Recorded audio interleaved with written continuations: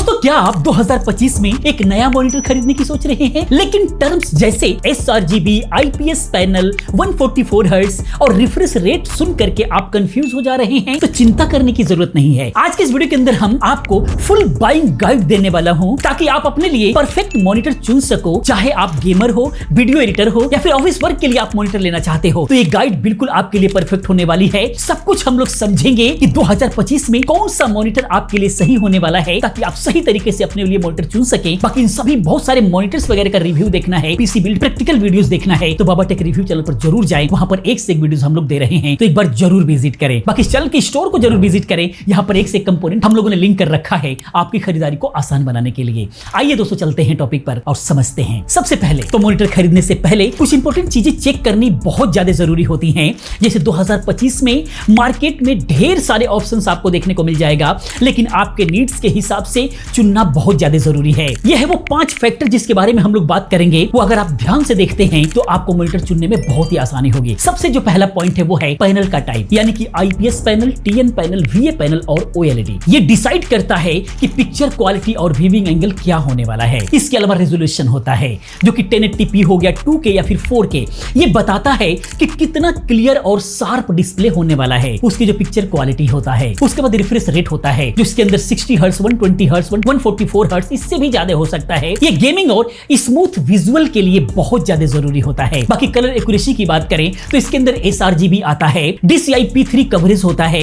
ये content creators के लिए बहुत ज्यादा इंपॉर्टेंट होता है, क्योंकि उन लोगों को कलर एक्यूरेसी बिल्कुल एक्यूरेट चाहिए होता है, तभी जाकर के सही तरीके से काम हो पाता है। बाकी साइज एंड पोर्ट्स की अगर हम लोग बात करें तो स्क्रीन साइज और कनेक्टिविटी ऑप्शंस जैसे HDMI आप देख सकते हैं, डिस्प्ले पोर्ट देख सकते हैं या फिर USB Type-C देख सकते हैं। ये सब अलग अलग लोगों के लिए बहुत ही ज्यादा जरूरी पोर्ट हो जाते हैं, उसके बारे में भी हम लोग समझेंगे। अगर ये समझ जाते हैं तो कभी भी आप अपने लिए गलत मॉनिटर नहीं खरीदेंगे। आइए सबसे पहले हम लोग बात करते हैं पैनल टाइप्स की, जिसके अंदर IPS, TN, VA और OLED आने वाला है। पैनल टाइप की अगर हम लोग बात करें तो पैनल टाइप मॉनिटर का सबसे बड़ा फैक्टर होता है, क्योंकि ये पिक्चर क्वालिटी और एक्सपीरियंस को डिफाइन करता है। पहले नंबर पर IPS पैनल की बात करते हैं, इसका फुल फॉर्म होता है इन प्लेन स्विचिंग। फायदे की बात करें तो सबसे अच्छी कलर एक्यूरेसी इसके अंदर आती है, 100% sRGB या फिर इससे भी ज्यादा हो सकता है।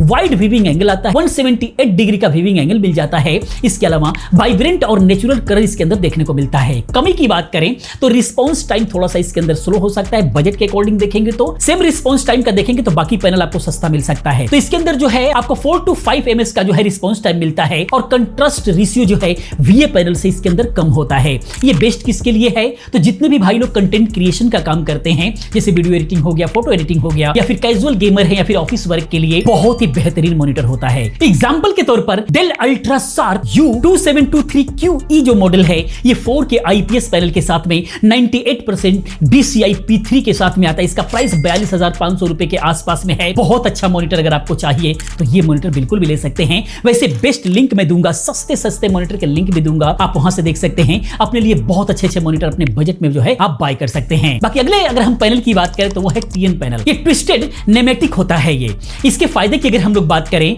तो ये सबसे फास्ट रिस्पांस टाइम इसके अंदर मिलता है। 1 ms का रिस्पांस टाइम इसके अंदर अक्सर देखने को मिलता है, कम बजट के अंदर ही। हाई रिफ्रेश रेट 144 हर्ट्ज और 244 हर्ट्ज जो है कम बजट के अंदर ही आपको मिल जाता है। कमी की बात करें तो कलर थोड़ी सी इसके अंदर डल आता है, 70 to 80% sRGB के साथ में आता है, यानी कि कलर एक्यूरेसी कम होता है, और व्यूइंग एंगल इसके अंदर लिमिटेड होता है। फ्रंट से अगर आप काम कर रहे हैं तो अच्छा दिखेगा, साइड होते हैं तो कलर में थोड़ा सा फर्क पड़ने लग जाता है। ये बेस्ट किसके लिए है? तो कॉम्पिटिटिव गेम्स जो ई-स्पोर्ट टाइटल जैसे CS2, वैलोरेंट या फिर फोर्टनाइट खेलते हैं तो आपके लिए बहुत अच्छा रहने वाला है। एग्जांपल के तौर पर अगर हम लोग देखें तो Acer Nitro VG240Y वाला जो मॉडल है, ये फुल HD यानी कि 1080p में आता है, 165 हर्ट्ज के साथ में TN पैनल के साथ में आता है। इसका प्राइस 10 से 11,000 रुपए के बीच में आपको देखने को मिलता है। अब हम बात करते हैं अगले पैनल की, वो है VA पैनल, यानी कि वर्टिकल अलाइनमेंट के साथ में ये आता है। फायदे की बात करें तो हाई कंट्रास्ट रेशियो मिलता है, 3000:1 का रेशियो मिलता है। डीप ब्लैक और डार्क सीन्स के लिए बहुत ही बेहतरीन होता है ये। कमी की बात करें तो रिस्पांस टाइम स्लो होता है, 5 to 8 ms का रिस्पांस टाइम मिलता है। फास्ट गेम के अंदर जो है ये घोस्टिंग हो सकता है रिस्पांस टाइम की वजह से। बेस्ट किसके लिए है? तो जो लोग मूवीज वगैरह वॉच करते हैं, कैजुअल गेमर वगैरह हैं और बजट यूजर हैं, सस्ता चाहिए तो ये काफी बेहतर हो सकता है। एग्जांपल के तौर पर Samsung Odyssey G5 पे बहुत अच्छा मॉडल है, 2K के अंदर 144 हर्ट्ज VA पैनल जो है, इसका प्राइस 21,000 1000 रुपए के आसपास में है। 2K है, 144 हर्ट्ज है, लेकिन पैनल की वजह से, ये पैनल की वजह से इसका प्राइस कम है। यही पैनल बदलेगा तो ये प्राइस बहुत ज्यादा हाई हो जाएगा। अब हम लोग अगले पैनल की बात करें तो वो है OLED। बहुत अच्छा पैनल है। फायदे की बात करें तो ये परफेक्ट ब्लैक और इंफिनिटी कंट्रास्ट के साथ में आता है, वाइब्रेंट कलर देता है और super fast response time 0.1 ms का रिस्पांस टाइम इसके अंदर मिल सकता है। कमी की बात करें तो ये बहुत ही कॉस्टली होता है और स्टैटिक इमेज से बर्निंग का रिस्क रहता है। बेस्ट किसके लिए है? प्रीमियम गेमर्स के लिए बहुत अच्छा है और प्रोफेशनल एडिटिंग वगैरह करते हैं और सिनेमैटिक्स वगैरह बनाते हैं तो आपके लिए बहुत अच्छा एक्सपीरियंस ये देने वाला है। एग्जांपल के तौर पर LG का अल्ट्रा गियर 27GR95QE-B वाला जो मॉडल है 2K के साथ में 240 हर्ट्ज के साथ में आता है OLED पैनल के साथ में, लेकिन प्राइस बहुत ही हाई है। ये 78,000 से लेकर के 85,000 तक मिलता है 27 इंच डिस्प्ले के अंदर ही, लेकिन इसकी क्वालिटी वाकई में कमाल होता है। लेकिन हम लोग इसकी बात ही क्या करें, क्योंकि हम लोग पैनल को समझ रहे थे। अब हम लोग अगले पॉइंट की बात करते हैं, वो है रेजोल्यूशन और रिफ्रेश रेट। पहले अगर हम लोग रेजोल्यूशन की बात करें तो 1080p फुल HD 9020x1080p के साथ में इसका रेजोल्यूशन के साथ में ये आता है। बजट फ्रेंडली होता है, लाइट गेमिंग और ऑफिस वर्क के लिए काफी है। बजट GPU जैसे GTX 1650 हो गया या फिर RX 6400 के साथ में बिल्कुल अच्छा चलता है। लेकिन वहीं पर 2K की बात करें तो इसका रेजोल्यूशन जो है 2560x1440 ये इसका रेजोल्यूशन होता है। ये QHD के नाम से भी आता है। ये शार्प विजुअल आपको देता है, गेमिंग और मल्टीटास्किंग के लिए बहुत ही परफेक्ट है। मिड रेंज GPU जैसे RTX 3060 के साथ में ये बहुत अच्छा चलता है। बाकी 4K की अगर हम लोग बात करें जिसको UHD भी बोला जाता है तो इसका 3840x2160p का रेजोल्यूशन आता है। बाकी अल्ट्रा शार्प ये होता है। 4K के बारे में आपको पता ही है। कंटेंट क्रिएशन और हाई एंड गेमिंग के लिए बहुत अच्छा साबित होता है। RTX 4070 या फिर हायर GPU चाहिए इसके लिए, तब जाकर के इसका परफॉर्मेंस अच्छा निकल करके आएगा। प्रो टिप्स की बात करें तो 70 इंच मॉनिटर के लिए 2K या 4K बेस्ट रहेगा, जबकि 24 इंच के लिए 1080p का मॉनिटर काफी है, उससे ऊपर जाने की जरूरत ही नहीं है। बाकी दूसरे नंबर पर रिफ्रेश रेट आ जाता है। रिफ्रेश रेट की बात करें तो 60 हर्ट्ज अगर देखा जाए तो ये बेसिक टास्क के लिए, ऑफिस वर्क के लिए और कैजुअल यूजर के लिए काफी अच्छा है। बाकी 120 हर्ट्ज और 144 हर्ट्ज की बात करें तो स्मूथ गेमिंग खास करके ई स्पोर्ट टाइटल के लिए बहुत अच्छा होता है। इसके अलावा 165 हर्ट्ज या फिर 240 हर्ट्ज की बात करें तो कॉम्पिटिटिव गेमर्स और प्रीमियम एक्सपीरियंस के लिए अगर चाहते हैं तो ये आपके लिए बहुत शानदार रहने वाला है, फ्यूचर प्रूफ भी रहने वाला है। बाकी यहाँ पर अगर हम कुछ खास बात की बात करें तो हाई रिफ्रेश रेट के लिए पावरफुल GPU और HDMI 2.1 या फिर डिस्प्ले पोर्ट 1.4 होना बहुत ज्यादा जरूरी है। एग्जांपल के तौर पर अगर हम लोग यहाँ पर देखें तो Asus TUF Gaming VG27AQ 165 hertz IPS panel के साथ में इसका प्राइस 25,500 रुपए है, जो गेमिंग और प्रोडक्टिविटी के लिए एक बहुत ही बेहतरीन मॉनिटर बन जाता है। अब हम लोग बात करते हैं कलर एक्यूरेसी और sRGB या फिर DCI P3 के बारे में बात करते हैं। कलर एक्यूरेसी उन लोगों के लिए बहुत ज्यादा जरूरी है जो वीडियो एडिटिंग करते हैं, फोटो एडिटिंग करते हैं या मूवीज वगैरह एंजॉय करते हैं। चलिए इंपॉर्टेंट टर्म्स समझते हैं इसका। पहला है sRGB। ये स्टैंडर्ड कलर गेमट है जो मोस्ट मॉनिटर कवर करते हैं। 100% sRGB का मतलब है कि वाइब्रेंट कलर और एक्यूरेट कलर जो है आपको फोटोज एंड वीडियोस के अंदर मिलने वाला है। बाकी वहीं पर DCI P3 की बात करें तो यह एक एडवांस गेमट है जो मूवीज और मॉडर्न कंटेंट्स के लिए जो है बहुत ही ज्यादा यूज होता है। 90% plus DCI P3 premium monitors के अंदर मिलता है जो कि बहुत अच्छा होता है। बाकी अगला होता है डेल्टा E लेस देन 2। ये कलर एक्यूरेसी का मेजर है।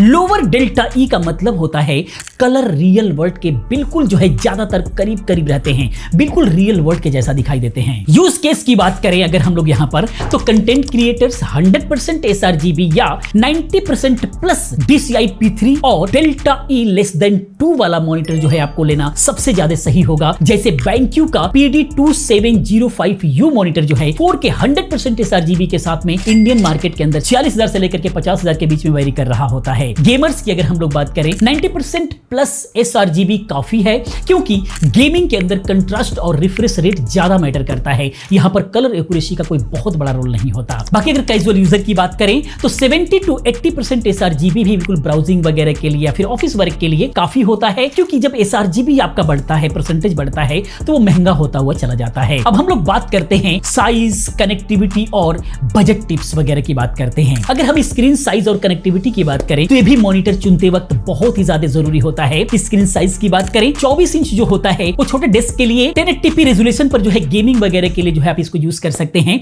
27 इंच के लिए जाते हैं तो बेटर परफॉर्मेंस के लिए 2K जो है आपको रेजोल्यूशन लेना चाहिए, जो गेमिंग और मल्टीटास्किंग के लिए बहुत अच्छा है।